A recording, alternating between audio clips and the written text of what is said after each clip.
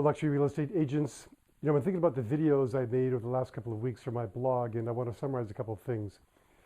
As you recall, we talked about a 7-step process for making our marketing more effective, where we state the problem, suggest a solution, talk about the benefit of that solution, provide evidence that the solution will be effective and actually work, ending with a call to action, and then upping the offer and using scarcity as a mechanism of inspiring desire and increasing motivation of the respondent. And then the week after that, which was actually last week, we talked about how to actually write a compelling headline for a marketing piece or report or something that can create interest in your real estate business. So of the 4 magazine covers that we looked at last week, my favorite one was this one, which you probably can't see, but I'll read it to you again, which was the cover of the Oprah O magazine. And it basically said, the one diet tip you've never heard before: fast, smart, and shockingly easy. That just jumped out at me as being a great headline, and I changed it to the one home selling tip. The one home selling tip you've never heard before: fast, smart, and shockingly easy.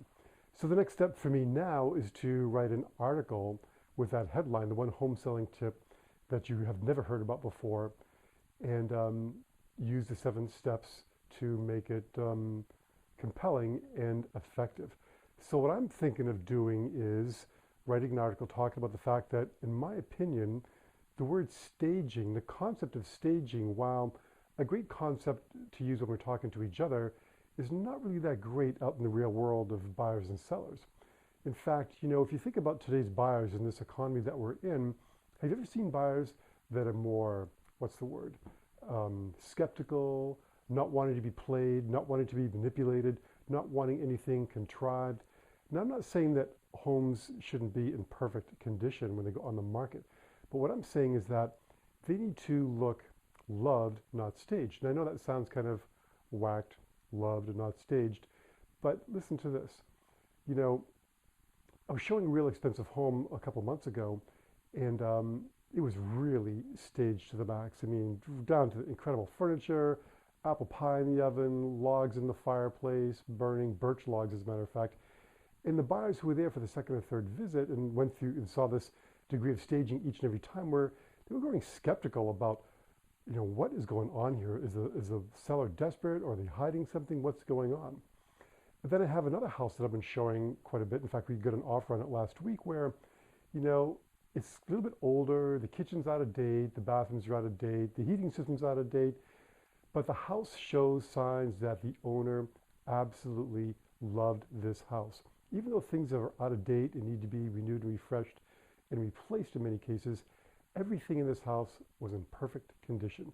I mean, even the light by the front door, which is one of the things I tell sellers, is to make sure all the lights in the outside lampposts, and especially the one by the front door, is spotless. It was like that the first day I arrived. And it's fun for me when I show this property to see the smile that comes on people's faces when they walk in the door, because even if the house isn't right for them, everyone just feels at peace when they walk in this door, because they've sensed the previous owner, who has since passed away, really and truly loved this house. And we didn't need to do any fancy staging or anything like that. We didn't do anything contrived, unnatural, unreal.